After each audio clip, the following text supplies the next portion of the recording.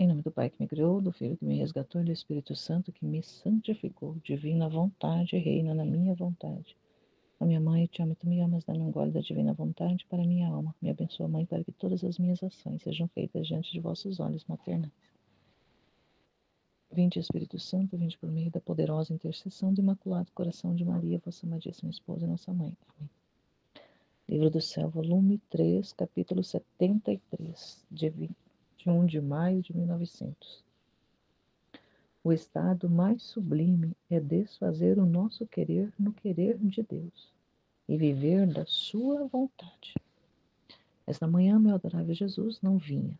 Depois de muito esperar, veio e me acariciou e me disse: Minha filha, sabes qual é a minha mira sobre ti e o estado que quero de ti?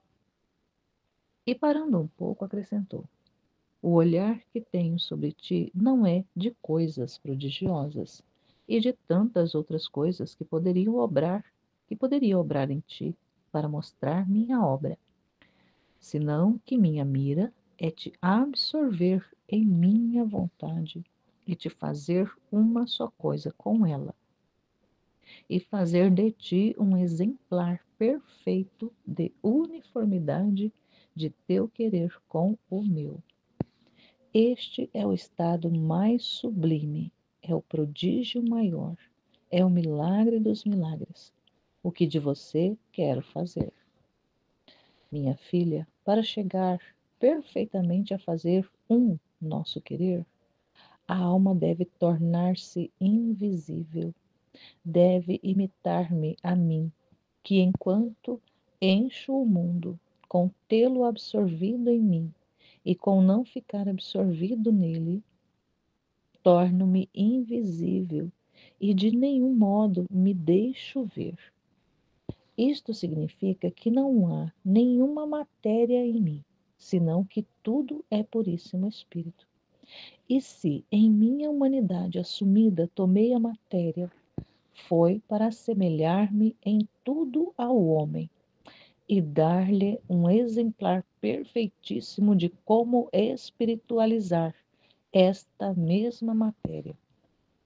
Então a alma deve espiritualizar tudo e chegar a tornar-se invisível para poder fazer facilmente uma sua vontade com a minha. Porque o que é invisível pode ser absorvido em outro objeto.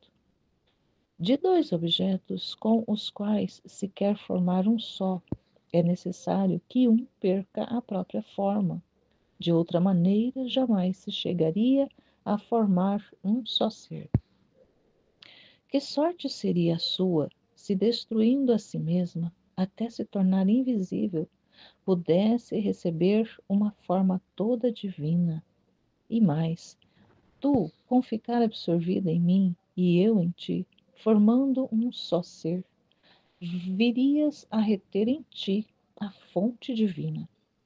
E como minha vontade contém todo o bem que pode existir, virias a reter todos os bens, todos os dons, todas as graças, e não teria que procurar em outro lugar, senão em você mesmo.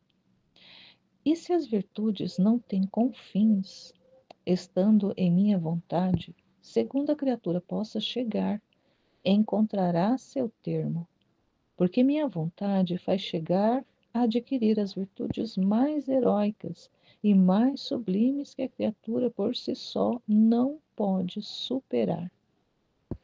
É tanta a altura da perfeição da alma desfeita em meu querer, que chega a agir como Deus. E isto não é de admirar, porque, como não vive mais sua vontade nela, senão a vontade do próprio Deus, cessa todo assombro, se vivendo com esta vontade possui a potência, a sabedoria, a santidade e todas as outras virtudes que o próprio Deus contém.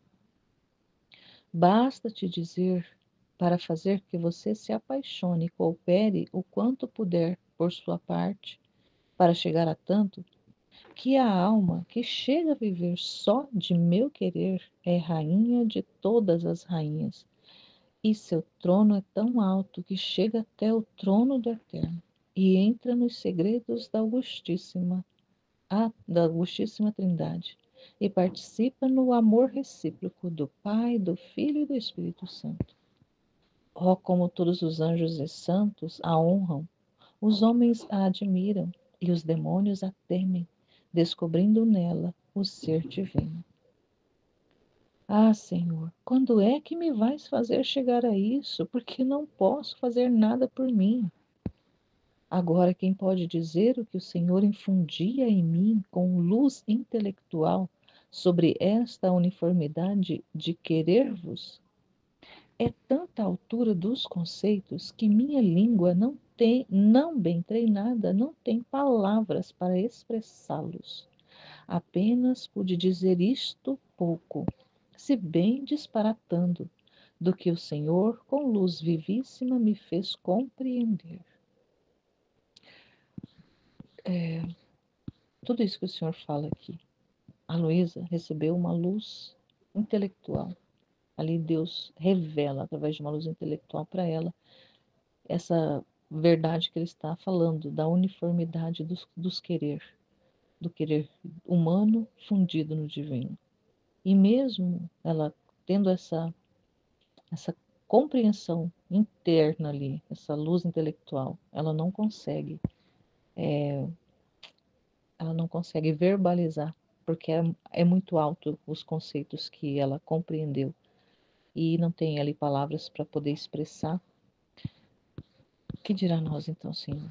Que dirá nós? Se o Senhor não mandar uma luz intelectual na mente aqui para que possa compreender e verbalizar através dessa partilha. Eu vou ler de novo para poder absorver. Minha filha, sabes qual é a minha mira sobre ti e o estado que quero de ti? E parando um pouco, acrescentou: o olhar que tenho sobre ti não é de coisas prodigiosas e de tantas outras coisas que poderia obrar em ti para mostrar minha obra. Então, nela, ele não tinha planos grandiosos, porque ele poderia fazer, porque o poder é dele, fazer ali uma grande obra numa alma mística, para mostrar o poder dele, para mostrar o agir dele. No entanto, ele não tinha essa intenção para ela. Não era um olhar de coisas prodigiosas. Mas o que que ele tinha para ela? A mira dele para ela era de absorver ela na vontade dele e fazer dela uma só coisa com ele. Fazer dela um exemplar perfeito de uniformidade do querer dela com o dele. Uniformizar, tornar uma única realidade. Este é o estado mais sublime, é o prodígio maior, é o milagre dos milagres, o que de você quero fazer. Ela é a primeira, ela é esse protótipo, mas ele quer conosco também o mesmo plano, claro que não da mesma forma, porque ela é cabeça de missão, ela é a depositária do Fiat e tudo mais que a gente já sabe. Mas como uma filha da divina vontade, ele quer com os demais filhos da divina vontade também ter essa uniformização, essa união dos querer. E ele diz ainda para ela: para chegar perfeitamente a fazer um nosso querer, a alma deve tornar-se invisível, deve imitar-me a mim. Então, para que essa semelhança, para que chega a ter essa perfeita união dos dois querer, é necessário que a alma se torne invisível, se tornar invisível. E aí ele vai dizer aqui como que ele está invisível, como que ele está invisível, como que ele foi invisível. Ele diz assim: enquanto encho o mundo com tê-lo absorvido em mim e com não ficar absorvido nele. Então, o mundo todo está absorvido em Deus, mas Deus não está absorvido no mundo. O mundo está absorvido em Deus. Ele enche o mundo, está absorvido nele, Mas ele não fica absorvido no mundo. Deus não está absorvido no mundo. É tipo, ele tem o mundo, mas o mundo não o tem. Porque ele é dono do mundo, ele é o que fez, é o que realizou. Então ele está invisível nas coisas, está invisível na criação, ele está invisível em todas as realidades. E de nenhum modo me deixo ver. Então ele está oculto. Ele está oculto, assim como ele está oculto no sol, ele está oculto nas plantas, está oculto também. Das menores às maiores coisas criadas, ele está oculto em tudo. Ele não se deixa ver, mas ele está. Isto significa que não há nenhuma matéria em mim, porque é aquela realidade. Ele está oculto, ele está no mundo, mas o mundo não está nele. Porque se o mundo estivesse nele, ele teria matéria. Mas todas as realidades criadas estão espiritualizadas, se assim a gente pode dizer, como ele está falando aqui no trecho, porque ele está nas coisas, ele está contido, ele está lá. Nem que seja com a digital dele, está lá. Ele que fez, porque ele fez, então ele está lá. Mas essas coisas não estão nele, porque ele é puro, ele é puro, puro espírito, ele é puríssimo espírito.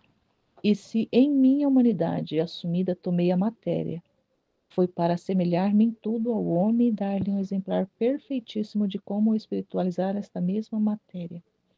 Então, quando ele se encarnou, tornou-se matéria, tornou-se ali uma pessoa humana, tornou-se um ser humano, ele fez isso com o objetivo, com o intuito de ser um exemplar perfeito, de nos mostrar como que nós devemos espiritualizar a matéria. Porque sendo ele espírito puríssimo, toma uma matéria, assume uma forma humana, material, para nos mostrar, para nos dar ali um modelo, o exemplo perfeito de como que nós devemos espiritualizar a matéria, ou seja, o nosso corpo. O nosso corpo é uma matéria que deve ser espiritualizada. Então a alma deve espiritualizar tudo e chegar a tornar-se invisível para. Então, se nós espiritualizamos todas as realidades, todas as circunstâncias, tudo aquilo que nós fazemos, nós espiritualizamos, nós tornamos e nós vamos tornando isso tudo invisível. Nós vamos nos tornando invisível quando espiritualizamos tudo, para poder fazer facilmente a sua vontade com a minha vontade. Porque o que é invisível pode ser absorvido em outro objeto. Então, se nós nos tornamos invisível ao espiritualizarmos tudo, a nossa, a nossa, a nossa alma vai sendo absorvida pela de Deus, porque pela vontade de Deus, a nossa vontade, sendo espiritualizada, vai sendo absorvida pela de Deus, porque vai tomando a mesma forma. Porque dois objetos iguais, da mesmo formato, do mesmo, quando quer se fazer um só, de dois objetos fazer um só, é necessário que um deles perca a forma. Não dá para ali dois objetos serem fundidos e ficarem ainda manterem a mesma forma original.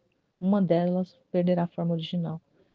Então, nossa alma precisa perder essa forma original, decaída, muito materializada, e se tornar invisível para poder ser absorvida pela de Deus, para chegar a ser uma só realidade.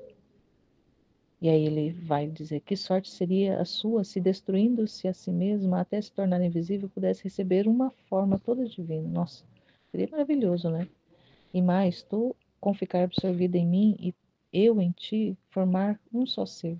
Virias a reter em ti a forma divina, e como minha vontade contém todo o bem que pode existir, virias a reter todos os bens, todos os dons, todas as graças, e não teria que procurar em outro lugar, senão em você mesmo. Então, tudo, a alma adquiriria tudo, porque ela estaria uniformizada com Deus. Então, ela encontraria, nela mesma, ela encontraria tudo, porque Deus estaria nela. E se as virtudes não têm confins, estando em minha vontade, segundo a criatura possa chegar, encontrará seu termo, porque minha vontade faz chegar, adquirir as virtudes mais heróicas e mais sublimes que a criatura por si só não pode superar. A gente não pode nada mesmo sem Deus.